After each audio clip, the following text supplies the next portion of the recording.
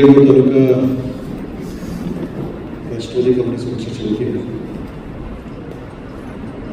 जिल्हा परिषद आणि पंचायत समितीच्या सार्वत्रिक निवडणुकीमध्ये विजयी उमेदवारांचं कौतुक करणे, सर्व मतदार आणि राष्ट्रवादी काँग्रेस पक्षाच्या कार्यकर्त्यांनी चांगला विजय मिळवून दिला त्याबद्दल त्यांचं आभार मानणे या उद्देशाने आजचा मेळावा आपण आयोजित केलेला आहे. या मेळाव्याच्या निमित्तानं उपस्थित असलेले या महाराष्ट्रामध्ये शालीनपणे राजकारणामध्ये कसं असावं हे माझ्या सकट लाखो कार्यकर्त्यांना शिकवणारे आमचे सगळ्यांचे मार्गदर्शक, या तालुक्याचे भाग्यविधाते माजी मंत्री आदरणीय दिलीपरावजी वळसे पाटील साहेब, याच तालुक्यानं ज्यांना अनेकदा दिल्लीमध्ये पाठवलं आणि दिल्लीमध्ये गेल्यानंतर या शिरूर लोकसभा मतदारसंघ असेल, पूर्वीचा मावळ लोकसभा मतदारसंघ असेल, या मतदारसंघांना एक वेगळी दिशा देण्याचा प्रयत्न करणारे माझे खासदार आणि मानाचे अध्यक्ष आदरणीय शिवाजीराव आढळराव पाटील, शहर बँकेचे चेअरमन देवेंद्र शहा, रावसाहेब पेंडे साहेब, त्याचप्रमाणे विवेक वळसे पाटील साहेब, जिल्हा परिषदेचे माजी उपाध्यक्ष, या तालुक्याचे राष्ट्रवादी काँग्रेस पक्षाचे कॅप्टन म्हणून ज्यांनी काम केलं, कॅप्टन म्हणून काम करताना स्वतःसुद्धा विजयश्री खेचून आणलं ते आदरणीय विष्णुकाका मोठे पाटील, कारखान्याचे व्हाईस चेअरमन आमचे सहकारी मित्र प्रदीप वळसे पाटील, जिल्हा परिषदेचे सभापती सुभाषराव गंभारे, आमचे दुसरे मार्गदर्शक, गेले अनेक वर्ष शिरूर तालुक्यामध्ये सहकार क्षेत्रामध्ये एक वेगळ्या पद्धतीचं काम करणारे प्रकाश पवार, निलेशजी थोरात, मौल्यप्पा गावडे, प्रकाशराव घोलप, कात्रज दूध संघाच्या अतिशय प्रभावी चेअरमन झालेल्या केशवताई पवार, जिल्हा परिषदच्या माजी सदस्य सविताताई बगाटे, विश्वास कोकणे, दामोदर घोडे, माझे मित्र सचिन भोग, आमचे दुसरे सहकारी वडील कॉन्फरन्स केली, सुनील बांकीने आणि निलेश गडवारने नामवली केलेले सगळे खरं तर फार वेगळा आनंद आपल्या सगळ्यांना झाला होता. कारण गेल्या 20 वर्षामध्ये जिल्हा परिषदेमध्ये राष्ट्रवादी काँग्रेस पक्षाची सत्ता असताना सुद्धा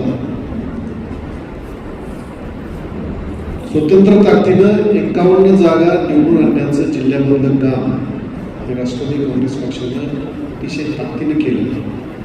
तो एक वेगळा आनंद आपल्या सगळ्यांना झाला होता. परंतु होत असताना दुसरीकडे मात्र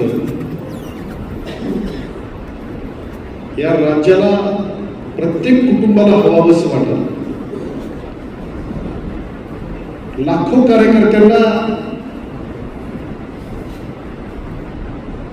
ज्यांच्यामध्ये देव दिसावा अशा पद्धतीनं प्रत्येक कार्यकर्त्याला घडवण्याचं काम ज्यांनी केलं त्या महाराष्ट्राचे अतिशय लोकप्रिय असलेले उपमुख्यमंत्री आदरणीय अजितदादा यांचं 28 तारखेला अचानकपणे आकस्मिक अपघातामध्ये गेले.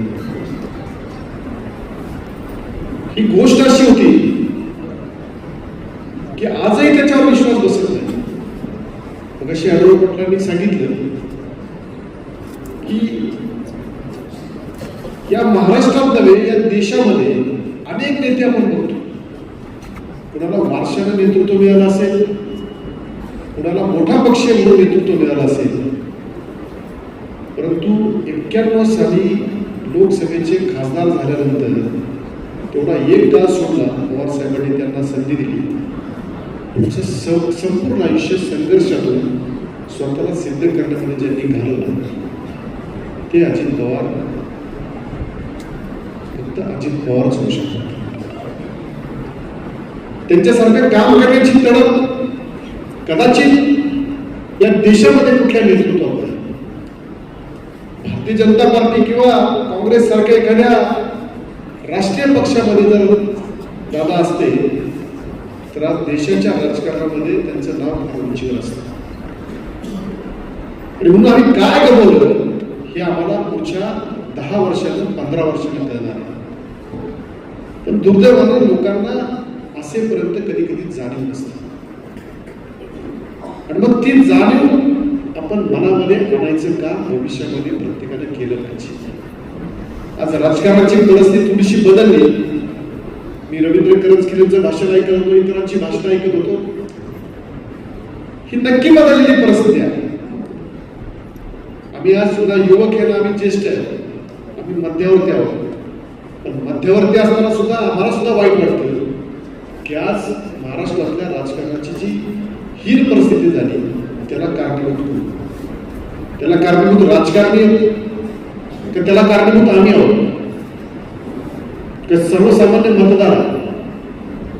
पण सुदैवानं तुमच्या जुन्नर परिसरामध्ये, आंबेगाव परिसरामध्ये थोडीशी चांगली परिस्थिती अजून घडत असते. आणि म्हणून माझी विनंती आहे, काल निवडणूक होताना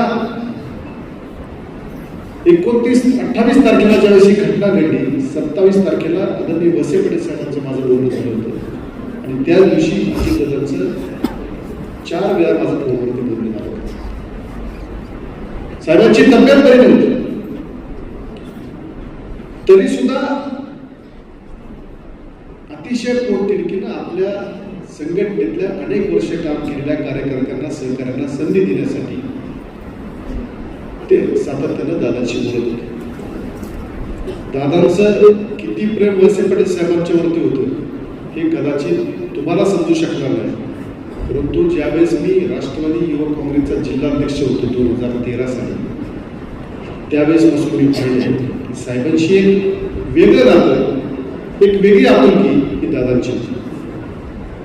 अगदी तुम्हाला आठवत असेल 10 वर्षापूर्वी, मला वाटते डिसेंबर 2015 साल असावा, कात्रज दूध संघामध्ये एक एक्सपोचा कार्यक्रम चालला होता आणि त्या कार्यक्रमामध्ये सुद्धा ज्यावेळेस साहेबांना थोडासा त्रास झाला, अतिशय तातडीनं दादांनी निर्णय घेतला, भारतीय विद्यापीठला साहेबांना हलवलं आणि तिथून ग्रीन कॉरिडॉर करून रुबीला साहेबांना हलवलं. आपल्या सहकार्यांची, आपल्या कार्यकर्त्यांची, आपल्या वरिष्ठ नेत्यांची अतिशय प्रामाणिक काळजी घेणारं हे नेतृत्व होतं.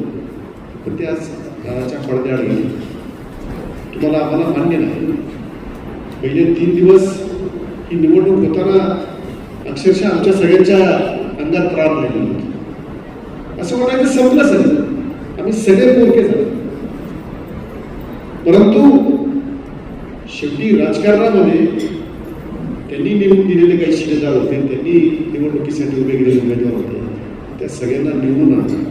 कारण दादांचं कायम वाक्य असायचं की मी जोपर्यंत माझ्या हातापायामध्ये बळ आहे तोपर्यंत मी तुमचं काम करत राहील, तोपर्यंत तुमचं मी भलंच करत राहील. शिवशाहू फुले आंबेडकर हे सांगणं सोपं असतं, पण ते ज्यावेळेस प्रत्यक्षात कृतीत आणतो त्यावेळेस फार वाईट असतं. कारण अनेक आघाड्या असतात, अनेक युती असतात, त्याच्यामध्ये काम करताना अनेक तडजोडी कराव्या लागतात. पण या राज्यामध्ये कोण धनगर समाजाचा, कोण आदिवासी समाजाचा, कोण माळी समाजाचा, कोण मराठा समाजाचा, कोण मुस्लिम समाजाचा याचा विचार न करता एकमेव नेता आणि एकमेव पक्ष जो राष्ट्रवादी काँग्रेस पक्ष आहे तो काम करत राहिला. कारण त्या ठिकाणी अजितदादांसारखे, वसे पाटील साहेबांसारखे, आढराव पाटील साहेबांसारखे अनेक शिलेदार ते सातत्यानं काम करत राहिले. आज ज्या उंचीवर राष्ट्रवादी काँग्रेस पक्ष आहे आणि ज्या पद्धतीनं दादा गेल्यानंतर या महाराष्ट्रातल्या प्रत्येक कुटुंबातल्या माणसानं आनंद व्यक्त केला. मला सांगा, पुढच्या 10 वर्षामध्ये, पुढच्या 15 वर्षामध्ये तुमचं निवेदन घेऊन त्याच ठिकाणी काम करणारा नेता तुम्हाला कुठे भेटणार? तुम्ही सांगितलेलं एखादं काम अगदी जबाबदारीनं तुम्ही गेल्यानंतर त्याचा पाठपुरावा होऊन तुम्हाला त्याची पावती मिळण्याचं काम उद्या भविष्यात कोण करणार? पण ही माणसं भविष्यात राखायचं काम सुद्धा तुमचं आमचं आहे. आदरणीय वळसे पाटील साहेबांच्याकडे पाहिल्यानंतर राजकारणात आम्ही आलो. राजकारणात माझ्यासारखा एक सर्वसामान्य कुटुंबात माझ्या युवक आला. मी अजितदादांसारखं तडफेने काम करणारा नेता कुठंच पाहिला, पण तेवढा शालीन नेता वळसे पाटील साहेबांच्या रूपाने जो मला भेटला तसा नेता मला महाराष्ट्रात सुद्धा पाहिला. ही वस्तुस्थिती. आणि मग ज्यावेळेस एखादी निवडणूक होती, निवडणुकीतला जय पराजय हे सगळं मान्य आहे. अगदी या देशाच्या पंतप्रधान इंदिरा गांधी सुद्धा पराभूत झाली. पण त्या पराभूत झाल्यानंतर त्यांचं मोल आम्हाला सगळ्यांना कळलं. ते मोल आम्हाला कळून घ्यायचं आहे भविष्यात. कालच्या निवडणुकीमध्ये कदाचित आमचा विजय वळसे पाटील साहेबांचा कमी मताने झाला असेल, म्हणून आजच्या निवडणुकीमध्ये अनेकांना वाटलं की इथं आम्हाला पाय रोवून चुकते. अरे पण वैचारिक बैठक तर तुमच्याकडे पाहिजे. सर्वसामान्य माणसाचं काम करण्याची ताकद तर तुमच्यामध्ये पाहिजे. ही ताकद करून आणणार, ही विचारधारा करून आणणार. निवडणुकीमध्ये वेगळं तंत्र निर्माण झाले, पण हे तंत्र निर्माण होताना सुद्धा विकास कामं ही प्राधान्य करण्याचा प्रयत्न ही फक्त राष्ट्रवादी काँग्रेस पक्षामध्ये दादा असतील, वळसे पाटील साहेब असतील, आढळराव असतील यांनाच ते जमतात. आणि हे करण्याची मानसिकता सुद्धा याच मंडळींची होती. त्याच्यामुळे तुम्ही लक्षात घेतलं पाहिजे की उथळपणाला खरखार फार असतो. आज 15 दिवसाची निवडणूक होती. या 15 दिवसाच्या निवडणुकीमध्ये वळसे पाटील साहेब आजारी असल्यामुळे तुमच्यामध्ये मिसळू शकले नाही. ते असते तर कदाचित 2 जागा जास्तही लागल्या असतात, हे पण मला माहिती. पण ते नसताना तुम्हाला मात्र जाणवलं की साहेब नसताना या ठिकाणी काम करताना आम्हाला काय काय अडचण येतात, लोकांच्या समोर जाताना आम्हाला काय काय अडचण येतात. आणि मग त्या ठिकाणी मतदारांनी आणि तुम्ही ठरवलं की साहेब नसताना सुद्धा चांगल्या पद्धतीचं यश आम्हाला पक्षाला आणि आमच्या सहकार्यांना मिळवून द्यायचं. म्हणून तुम्ही जे काम केलं, तुम्ही ज्या ताकदीनं उभं राहिला, त्याच्यासाठी राष्ट्रवादी काँग्रेस पक्षाचा जिल्हाध्यक्ष म्हणून मी तुमच्या सगळ्यांचे मनापासून आभार करतो. आज ही निवडणूक संपल्यानंतर जे यश आम्हाला मिळालं ते फार मोठं आहे. 73 जागांमध्ये अजितदादांचं आणि वळसे पाटील साहेबांचं म्हणणं होतं की ज्यावेळेस आम्ही त्या याद्या तयार केल्या, याद्या पाहिल्यानंतर 61 जागांमध्ये आम्हाला विजय मिळाला. पण तरी सुद्धा 51 जागा आजच्या निवडणुकीचं तंत्र, निवडणुकीमध्ये झालेली परिस्थिती जर पाहिली तर 51 जागा निवडून देणं सोपं नाही. या ग्रामीण भागातल्या, शहरी भागातल्या सगळ्या मतदारांचं प्रचंड प्रेम राष्ट्रवादी काँग्रेस पक्षावरती आहे. हे मला याच्यामधून आपल्या सगळ्यांना दिसतं. आज या निवडणुका संपलेल्या आहेत, पण पुढे खंबीरपणे आपल्याला उभारायचं. आज दादांसारखं नेतृत्व आम्ही गमावलंय. एक उत्तुंग नेता आमच्या सगळ्यांच्या मधून गेला. एवढं शल्य आहे, एवढं दुःख आहे की त्याला मर्यादा नाही. या महाराष्ट्रामधल्या लाडक्या बहिणींना त्यांच्या कुटुंबासाठी स्वयंपूर्ण होता यावं म्हणून लाडकी बहीण योजना करताना आम्ही जरी महायुतीत असलो तर महायुतीमधले इतर पक्ष त्याच्यामध्ये अजिबात सकारात्मक नसताना सुद्धा दादांनी सांगितलं की मी ही योजना अतिशय प्रभावीपणे राबवेल आणि त्याच्यासाठी आर्थिक व्यवस्थापन सुद्धा ढासू देणार नाही, पण ही योजना चालू झाली पाहिजे. अरे असा खमके देता तुमच्या माझ्या मागे उभा असताच तर पुढच्या 29 मध्ये 2029 मध्ये राष्ट्रवादी काँग्रेस पक्षाची परिस्थिती या महाराष्ट्रामधली इतकी वेगळी दिसली असते की इतर पक्षामधले सगळे नेते म्हटले असते की आम्हाला राष्ट्रवादी काँग्रेस पक्षाचे दरवाजे उघडे ठेवणं किंवा त्या दरवाज्यामधून आम्हाला येण्यासाठी परवानगी पाहिजे. पण दुर्दैवानं आज दादा आणि म्हणून दादा नसताना या जिल्ह्यामध्ये मी सातत्याने सांगतो की दादांच्या गेल्यानंतर जसा हा महाराष्ट्र मोठा झाला तशी तुमच्या माझ्या सकट लाखो कार्यकर्ते सुद्धा मोठे झाले. क्षणात वाटलं संपलं, परंतु त्या ठिकाणी तुम्ही सगळ्यांनी पाहिलं की सुनेत्रा वहिनींनी अतिशय धीरदत्तपणे निर्णय घेतला. या महाराष्ट्राचं उपमुख्यमंत्री म्हणून मला भविष्यामध्ये तुमच्या सगळ्यांच्या समोर येऊन माझ्या कार्यकर्त्यांना आणि सैरभर झालेल्या जनतेला एक स्थिरता द्यायची, त्यांना ताकद द्यायची. आता आमच्या माता भगिनी बसल्या, कुटुंबातला एखादा पती गेल्यानंतर एखाद्या स्त्रीला एवढं सोपं असतं की 3 दिवसामध्ये सगळं दुःख विसरायचं आणि ते दुःख विसरून तुमच्या समोर यायचं.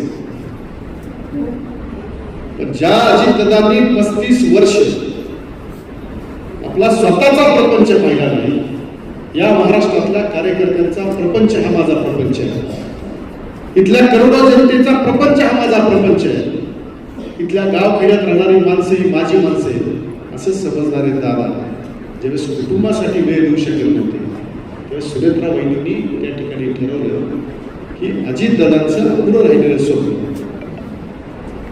भविष्यामधले हे निर्माण केलेले लाखो कार्यकर्ते त्यांना ताकद देण्याचं त्यांचं उद्दिष्ट हे मला पूर्ण करायचे आणि त्याच्यासाठी मला कुठेतरी समोर येणं गरजेचं आहे, समोर येऊन हे सगळं काम करणं गरजेचं आहे. तशा पद्धतीनं वहिनीसाहेब आल्या. पण आपल्यामधलेच काही लोक असतात की ते म्हटले दशक्रियाविधी होऊन द्यायचा होता, विलिनीकरणाची प्रक्रिया होऊन द्यायची होती.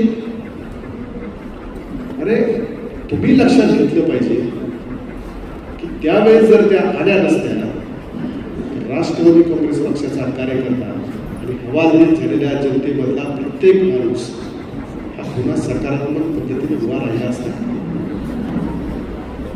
काल सुद्धा आम्ही आढळराव पाटील साहेब बैठका ज्यावेळेस झाल्या, आज निवडणुका संपल्यानंतर त्यांचं लगेच म्हणणं होतं की मला दादांनी उभं केलेलं आहे, वळसे पाटील साहेबांनी उभं केलेलं आहे, या कार्यकर्त्यांना निवडून आलेल्या असू द्या, पराभूत झालेल्या असू द्या, या प्रत्येकाशी संवाद साधायचा. आणि हा संवाद साधताना सकाळी 10 पासून आम्ही 3 वाजल्याची वेळ दिली, प्रत्येक तालुक्याला अर्धा तास लागला. पण ज्यावेळेस कार्यकर्ते येतात, तालुक्यामधले प्रमुख येतात, त्यावेळेस त्यांना अतिशय पोटतिडकीनं संघटनेविषयी, दादांविषयी बोलायचं असतं. तो वेळ वाढत गेला. वहिनींनी सांगितलं इथल्या प्रत्येक कार्यकर्त्याला, प्रत्येक नेत्याला बोलू दे, मला त्याच्याशी संवाद साधायचा आहे. आणि तशा पद्धतीचा संवाद वहिनी साहेबांनी साधला. आज त्या ताकदीने उभ्या राहिल्या, तुम्ही ताकदीनं एक विजय खेचून आणला. त्याच्यामुळं भविष्यामध्ये एक उपमुख्यमंत्री म्हणून त्यांची ताकद तर तुम्हाला मिळणारच आहे. आणि या राज्याचे प्रमुख नेते म्हणून वळसे पाटील साहेबांचं महत्व मात्र तुम्ही आम्ही कमी करू देता. या निवडणुकीच्या पार्श्वभूमीवरती फक्त थोडंसं सांगतो, ही निवडणूक होण्यापूर्वी मी पण त्या बैठकीला होतो की राष्ट्रवादी काँग्रेस पक्ष आज आपण अजितदादा पवार गटामध्ये होतो आणि पलीकडे शरदचंद्र पवार गट सुद्धा आपल्याला एकत्र येण्याचा प्रयत्न करतो. अशा अनेक बैठका झाल्या. खरं तर आता ह्या ठिकाणी बोलणं योग्य काय हे मला समजत नाही, पण मी सांगितलं पाहिजे तुम्हाला. पण ह्या बैठका होताना इथं वळसे पाटील साहेबांनी ताकदीनं ज्यांना उभं केलं मागच्या काळात, त्यांनीच इथलं काहीतरी वेगळं तंत्र स्वीकारून थोडाफार कब्जा करून या निवडणुकीमध्ये त्यांचा थोडा कमी मताने प्रभाव झाला. तर त्यांना वाटायला लागलं की मी काहीतरी वेगळा जादू झाला. त्यांनी ठरवलं, त्यांनी सांगितलं मी जिल्हाध्यक्ष जरी असलो तरी सुद्धा मी वरिष्ठ नेत्यांचं ऐकणार नाही, मला या ठिकाणी स्वतंत्र निवडणूक लढवायची, नाहीतर मी दुसऱ्या पक्षात जाईल. अरे ही तुमची विचारधारा. आणि या विचारधारेवर काम करताना फक्त आणि फक्त आंबेगाव तालुक्यामध्ये तुम्ही सगळ्यांनी वळसे पाटील साहेबांच्यावरती विश्वास ठेवला. स्वतंत्रपणे फक्त आणि फक्त राष्ट्रवादी काँग्रेस पक्षाकडून निवडणूक लढवली. त्याच्यामुळे तुमच्या सगळ्यांचं मी मनापासून पुन्हा एकदा आभार मानतो. तुम्हाला कुठल्याच मुद्द्याला कुणी म्हणायला पण नव्हतं की मी मदत केली. आणि म्हणून हे यश ज्यावेळेस आपण मिळवतो त्यावेळेस माझी विनंती की आता दादा गेल्यानंतर तुम्हाला तर नाही पण आम्हाला सगळ्यांना सुद्धा वळसे पाटील साहेबांसारखं एक नेतृत्व या महाराष्ट्रामध्ये गंभीरपणे साथ देण्यासाठी गरजेचं आहे. पण मग ते गरजेचं असलेलं नेतृत्व महाराष्ट्रामध्ये ताठ मानेनं उभं राहण्यासाठी तुम्ही जशा पद्धतीनं आज जिल्हा परिषद पंचायत समितीमध्ये ताकदीनं उभं राहणार, ही ताकद पुढचे 3 वर्ष 2 वर्ष सातत्याने ठेवा. राष्ट्रवादी काँग्रेस पक्षाची संघटना ही अभेद्य संघटना आहे. इथं आता शिवशाहू फुले आंबेडकर हा विचार तर आहेच, पण सर्वसमावेशक सगळ्या समाज घटकांना बरोबर घेऊन जाणारा अजितदादा पवार नावाचा विचार आहे, तो आपल्याला जिवंत ठेवायचा. आणि ते जिवंत ठेवण्यासाठी तुम्ही सगळेजण पुढच्या काळामध्ये पुन्हा करायला काम करा. या निवडणुकीमध्ये अतिशय चांगल्या पद्धतीने यश तुम्ही सगळ्यांनी मिळवलं. खरं तर आमच्या शिरूर तालुक्यामधल्या आंबेगाव मतदारसंघामध्ये जे गट येतात त्याच्यामध्ये पलीकडे आमचा टाकळी आजी गट होता. तिथं काही अडचणी निर्माण झाल्या. वळसे पाटील साहेबांची दादांची त्यामध्ये चर्चा झाली, परंतु नवीन कार्यकर्त्याला संधी द्यायची असं दादांची भावना होती. आणि साहेबांनी पण त्याच्यामध्ये फारसा हस्तक्षेप न केल्यामुळे त्या ठिकाणी आपण नामशेठ पुढे उमेदवारी दिली. काही मतांनी त्यांचा नक्कीच पराभव झाला असेल. आमच्या रामजनगाव गटामध्ये मानसिक पाटील पाचुरकर होते. एक अतिशय चांगलं काम करणारा संघटनेतला कार्यकर्ता, ज्याच्याकडे एक विचारांची चांगली उंची आहे. परंतु दुर्दैवानं तिथं राजकीय समीकरण, तिथं जे तंत्र वापरले गेले हे सगळं तुम्हाला माहिती आहे. आणि त्यांच्या प्रचाराला हे तुतारीचे सुद्धा विरोधातले त्याच्यामध्ये तिथे काम करतात. म्हणजे या निवडणुकीमध्ये राजकारणाच्या सगळ्या सीमा काही मंडळींनी त्या ठिकाणी ओलांडल्या होत्या. तर त्यांना जागा दाखवायचं काम हे आंबेगाव तालुक्याने केलं. हे सुद्धा आमच्या पलीकडचा 3रा गट होता तो किरदूर. आणि वळसे पाटील साहेबांनीच त्या ठिकाणी निवडणुकीच्या पूर्वीच त्या ठिकाणचे उमेदवार ठरवले होते. प्रफुल्ल शिवले होते. त्यांच्या बरोबरीनं आमच्या सभापती प्रकाश पवारांच्या धर्मपत्नी वंदनाताई होत्या. आणि सनी तिथे आमचे सहकारी आहेत, त्यांच्या पत्नी सुचेता तिथे होत्या.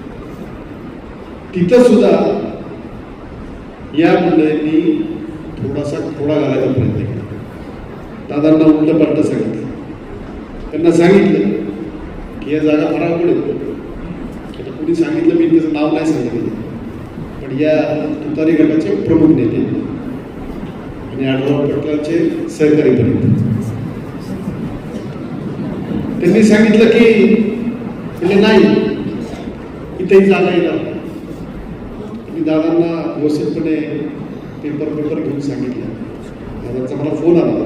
दादांनी सांगितलं की राजेंद्र, त्या ठिकाणी थोडं जागा बदलायची आपल्याला, आणि तू बाकीच्या सगळ्यांची चर्चा करून वळसे पाटील साहेबांची चर्चा कर. मी साहेबांना अजूनही सांगितलं. मी साहेबांना फोन पण नाही केलं, पण मी दादांना सांगितलं की दादा, त्या ठिकाणी प्रफुल्ल शिंदे, वंदना पवार आणि सुचेता तिथे जर प्रचंड मताधिक्याने नाही निवडून आल्या तर मी राजीनामा दिला. आणि प्रफुल्ल शिंदेना माहिती आहे, मी त्यांचं दादांशी बोलणं करून दिलं. दादा त्यांच्याशी बोलले. दादांनी सांगितलं, प्रभू असं ते म्हणतायत, एखाद्या जागेत तरी खाली बदल करू. त्यांनी पण सांगितलं, त्यांना पण मी सांगितलं होतं की तुम्ही तुमच्या विचारावर आढळ राहा. कारण शेवटी वळसे पाटील साहेबांनी फार विचारानं तुम्हाला ताकद दिलेली आहे. आणि त्यांनी पण दादांना सांगितलं की दादा, हे जे ठरलेले असंच आपण करावं. मी त्या नेत्यांना फोन करून सांगितलं, तुम्ही कदाचित थोडा प्रवास वाढवा तुमचा. तुम्ही प्रवास केल्यानंतर तुमच्या लक्षात येईल की निवडणुकीमध्ये कोण कुठल्या ताकदीचं. आणि आज आपण पाहिलं की या महाराष्ट्रामध्ये जेवढ्या निवडणुका झाल्या त्याच्यामध्ये मोनिका हरगुडे या 24,000 मतांनी निवडून आल्या. त्यांच्या खालोखाल 20,000 मतांनी प्रफुल्ल शिंदे निवडून आले. आणि सुचेताताई पण आमच्या मला वाटतं 6,500 मतांनी त्या निवडून आल्या.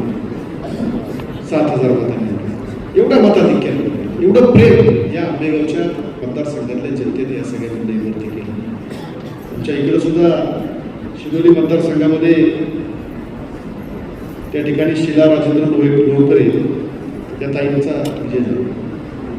अतिशय चांगल्या पद्धतीचं काम त्यांचं असल्यामुळं त्या ठिकाणी त्या विजयी झाल्या. पारगावतर्फे अवसरी बुद्रुक या गटामध्ये माझे सहकारी आणि राष्ट्रवादी युवक काँग्रेसमध्ये माझ्या बरोबरीनं काम करणारे त्या काळातले विवेक पाटील त्यांना उमेदवारी दिली होती. त्यांच्या विरोधात सुद्धा फार षडयंत्ररचना गेली, फार वेगवेगळ्या पद्धतीने त्या ठिकाणी कृत्य केले गेले. पण अतिशय चांगल्या मताधिक्याने विवेक पाटील त्या ठिकाणी निवडून आले.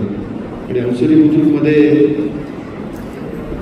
कशीच मी सांगितलं की या तालुक्याचं राष्ट्रवादी काँग्रेसचं प्रतिनिधित्व करणारे आमचे नातेवाईक श्री विष्णू काका हिंगे हे सुद्धा अतिशय चांगल्या मताने त्या ठिकाणी निवडून आले.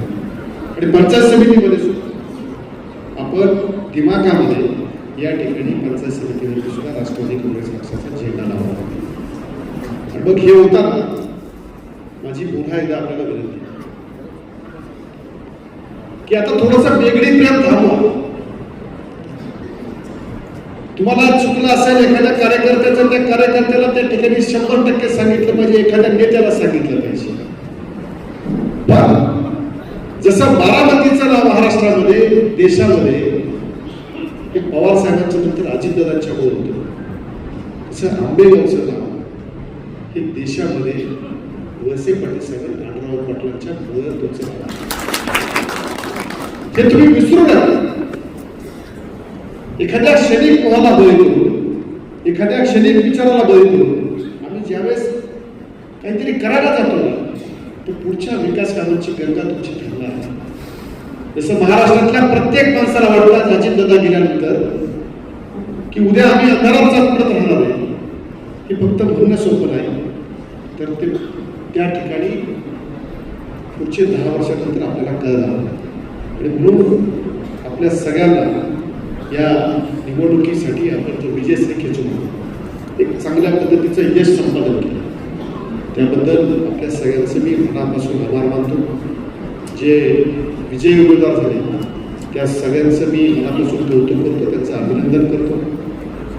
आणि राष्ट्रवादी काँग्रेस पक्ष हा फक्त आता एक कार्यकर्त्यांचा पक्ष राहिलेला असतो, तर तो अजितदादा पवार नावाच्या विचाराचा पक्ष आहे. त्याच्यामुळे तो विचार जिवंत ठेवण्यासाठी तुम्ही सगळ्यांनी सक्षमपणे पुढे या. आदरणीय वळसे पाटील साहेबांच्या नेतृत्वाखाली, सुनेत्रा बहिणींच्या नेतृत्वाखाली या महाराष्ट्रात आणि आमच्यासारखे असंख्य कार्यकर्ते जेव्हा राष्ट्रवादी काँग्रेस पक्षाचं काम करतात त्यावेळेस नक्कीच तुमच्या सगळ्यांच्या ताकदीची, तुमच्या सहकार्याची अपेक्षा जशी आम्हाला, तसं भविष्यामध्ये राष्ट्रवादी काँग्रेस पक्षाच्या वतीने तुम्हाला जे काही सहकार्य लागणार त्यावेळेस जिल्हाध्यक्ष म्हणून ते सहकार्य देण्यासाठी मी बांधील असेल असा शब्द या निमित्तानं आपल्याला देतो आणि आपली रजा घेतो. जय हिंद, जय महाराष्ट्र, जय राष्ट्र.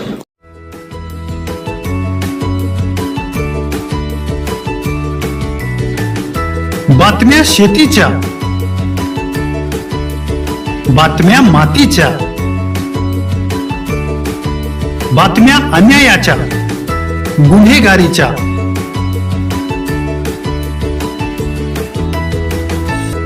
राजकारणाच्या आणि समाजकारणाच्या, शोषणाविरुद्ध बुलंद आवाज, जनसामान्यांच्या हुंकाराची गाज, सत्कार्याला प्रोत्साहन, दुष्कृत्याला अनुशासन, निर्भीड, निस्पृह, सडेतोड, बेधडक आणि रोखठोक म्हणजेच विघ्नहर टाइम्स. शोध बातमीचा, ध्यास सत्याचा. आपलं चॅनल, आपली बातमी. सबस्क्राईब तर कराच, पण बेल आयकॉनवर क्लिक करायलाही विसरू नका.